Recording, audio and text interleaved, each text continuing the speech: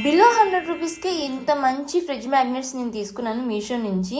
So ఫ్రిడ్జ్ని decorate చేసుకోవడానికి బాగుంటాయి అనిపించింది.